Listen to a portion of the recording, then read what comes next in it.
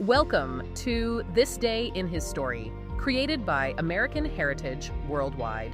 A reminder that every day holds something new to learn. Did you know that polar bears have black skin under their glistening white coats to help them soak up the sun and keep warm?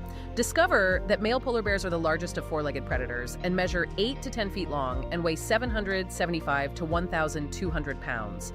Imagine them swimming with their webbed 12-inch wide front paws, paddling up to 6 miles per hour in search of their favorite meal, seals.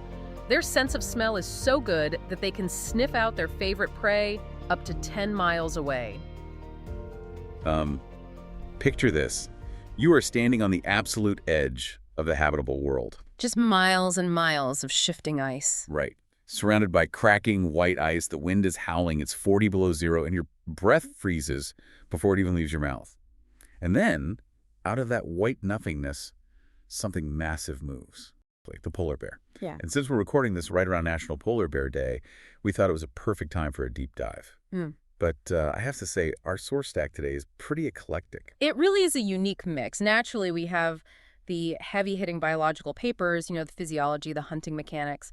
But we also have a source coming from a totally different angle. Yeah, a theological reflection. Right. It takes these exact same biological facts, but interprets them through a spiritual lens, specifically focusing on family structures. Which is a combo I definitely didn't see coming. It's like, come for the apex predator analysis, stay for the existential reflection on the nature of joy. It is a fascinating pairing. But before we get to the philosophy, we really need to start with this classification issue. Because I was reading through the first source, and I had to double-check it. I've always thought of polar bears as, well, bears. Land animals. Most people do. But these sources are classifying them as marine mammals, like whales. It sounds like a categorization error, doesn't it?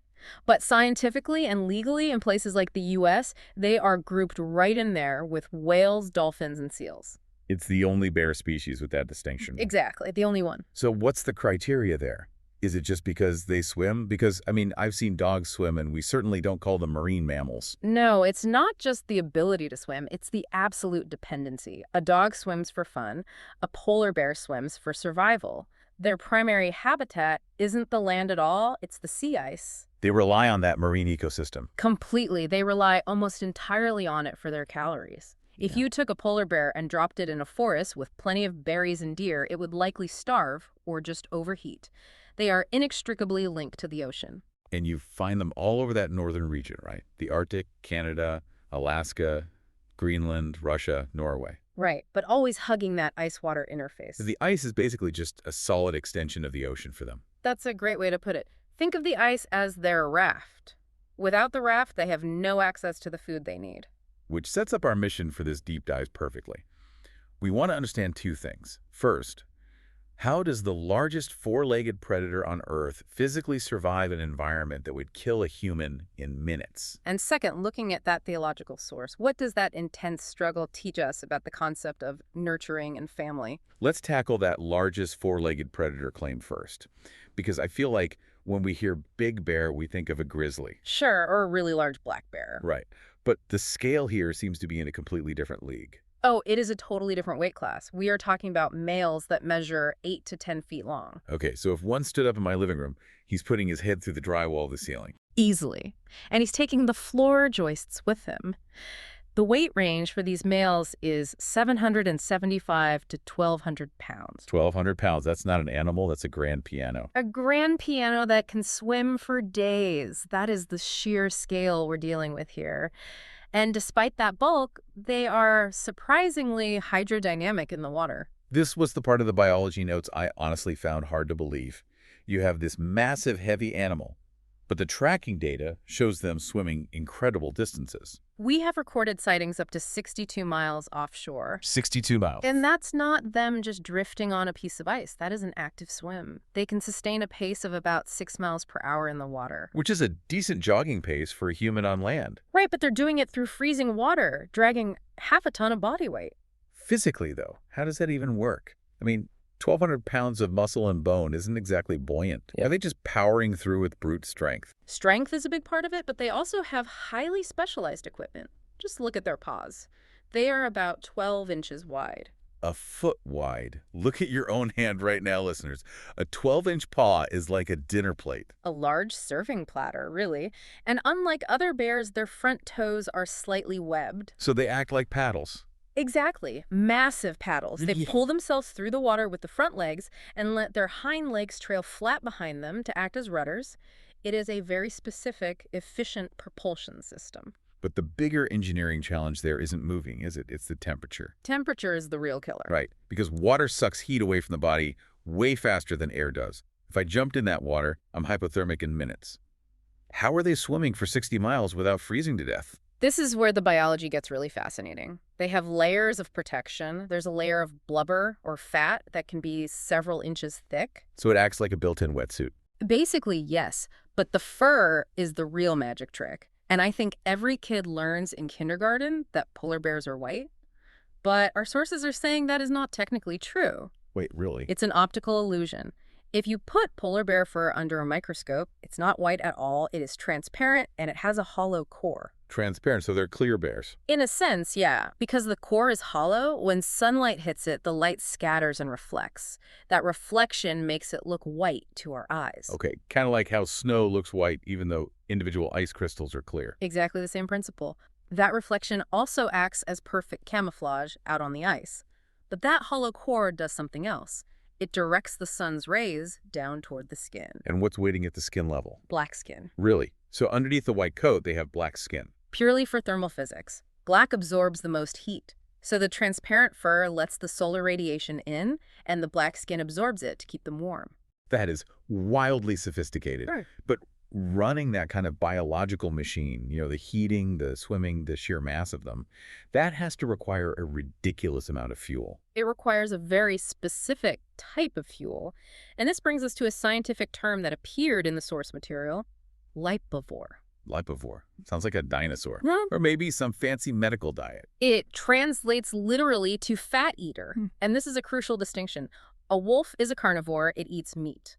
A polar bear is a lipivore. It focuses almost exclusively on the fat, specifically the blubber of marine mammals. So they eat the fat and leave the rest. Why the distinction? I mean, calories are calories, right? Why not eat the muscle meat too? In the Arctic, calories are not just calories. First of all, marine fat has an incredibly high caloric density.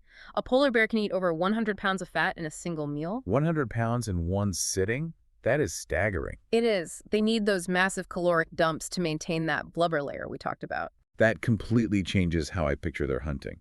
They aren't just hungry, they're hunting for a very specific energy source.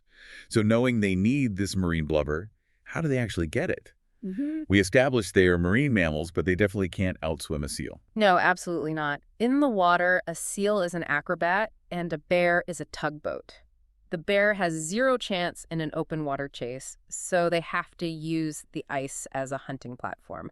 They rely on what's called a sit-and-wait strategy. Is that exactly what it sounds like? They just sit there. It is a game of extreme patience. Seals are mammals too, so they have to breathe. They keep breathing holes open in the ice. A polar bear will find one of these holes, or maybe the edge of the ice sheet, and simply wait. For how long? Hours, sometimes days, in absolute silence. If they make a sound, the seal hears it and swims away, so they wait at that breathing hole for a seal to surface, and when it does, they strike. That requires a level of focus I can't even comprehend. But how do they find the breathing hole in the first place? You said the ocean is massive. Their nose? It is arguably one of the best in the animal kingdom. The sources claim a polar bear can sniff out a seal from up to 10 miles away. Okay, pause. 10 miles. 10 miles. I have trouble smelling dinner in the kitchen if the door is closed. How is 10 miles biologically possible? It's all about their specialized olfactory system. They can detect the faint scent of a seal's breath from across the horizon carried on the wind. So you have this 1,200-pound sit-and-wait predator with a supercomputer nose. It sounds like the seal doesn't stand a chance. You would think that, but their actual success rate is shockingly low.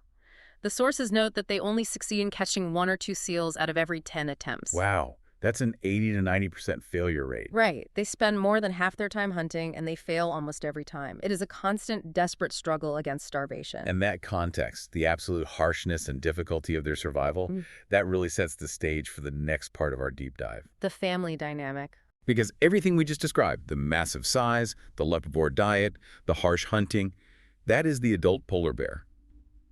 But the very start of their life is the complete opposite. It is the most extreme contrast you can imagine.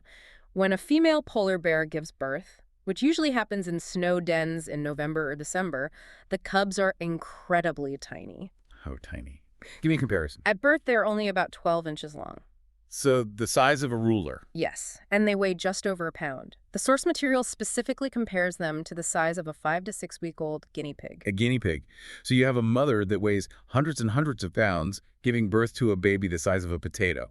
And that baby is entirely helpless. It cannot survive the Arctic environment on its own for even a moment. This is why the denning phase is so critical. The mother builds a snow den to protect them from that harsh environment. It's like a shield against the 40 below winds. Exactly.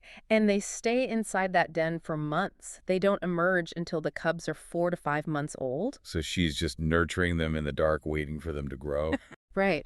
And even after they emerge from the den, the cubs stay with the mother for about 2 years to learn all those complex survival skills we talked about. And this brings us to the pivot. We have this incredible biological story of survival against the odds. But our second source for today takes these facts, the vulnerable cub, the protective mother, the harsh environment, and reads them as a kind of parable. Yes, this is where we shift to the theological reflection. Now, just to be clear for our listeners, we are just imparting what the source argues here. We're looking at how this author uses the natural world as a reflection of spiritual ideas. Right, impartiality is key here. So what is the source's main argument? The author asserts that the family unit is essentially God's plan for nurturing and caring. Okay, so they're drawing a direct parallel to the polar bear. Exactly. Just as the bear mother nurtures this tiny, vulnerable, guinea pig-sized cub so it can survive the brutal Arctic, the author describes human families as a necessary support system. Because life, much like the Arctic, isn't easy. Precisely. The source specifically uses the term covenant path. They argue that families help individuals stay on this covenant path through the difficulties of life. And there was a specific piece of scripture quoted in the source regarding this, right? Yes, from the Book of Mormon, 2 Nephi 2.25, which says, "Men are that they might have joy." That's a really interesting synthesis. Because usually when we think of joy, we think of an easy life. A sunny beach, no problems. But the polar bear's version of joy, or success, happens in the most unforgiving environment on the planet. So the source is basically asking this philosophical question about the joy experienced within a human family. The joy isn't the absence of the cold. The joy is having the den and the mother to help you survive the cold. That is the core of the reflection. The extreme care required to raise a 1-pound cub into the sovereign of the ice is used to illustrate how intensely we need nurturing to survive our own challenges. It totally reframes how you look at the family structure. Yeah. The mother bear doesn't change the weather. She can't stop the wind. What she does is equip the cub to face it. And the theological argument is that human families are designed to function exactly the same way. Not removing the obstacles, but providing the foundation to overcome them. So bringing all of this together, we really have this amazing duality of the polar bear. We do. On one hand, you have a fierce 1,200-pound lupivore, an animal that can smell prey from 10 miles away and pull it through the ice. But on the other hand, it begins life as this fragile 12-inch creature that is entirely dependent on maternal protection just to survive its first night. It's a stark contrast, and the source material actually leaves the reader with a prompt, which I think is a great way to wrap up our deep dive. The author asks, have you ever seen a polar bear? Have you ever seen a polar bear? It's a simple question, but after everything we've talked about, it carries a lot more weight. It's an invitation to really reflect on that duality and on the joy found in family support. Right, recognizing that dependency isn't a weakness, it's just the reality of survival in a harsh world. Which brings me to a final thought for you, the listener, to mull over. If physical survival in the natural world requires such intense adaptation and nurturing, like we see with the polar bear, what does that suggest about the absolute necessity of our own support systems? That's a powerful question, whether you call it a family, a community, or just your people. Yeah. Who is your den? Exactly. Because we all face our own version of the freezing wind. We certainly do. Well, that is all for today's deep dive. Think about your support systems, maybe appreciate the ice a little more, and we will catch you next time. Thank you for joining us for this day in his story. May the lessons of yesterday inspire you to see God's hand today and to play your part in his story now. For more faith-based learning, visit ahsworldwide.org, the homeschool for faith and family.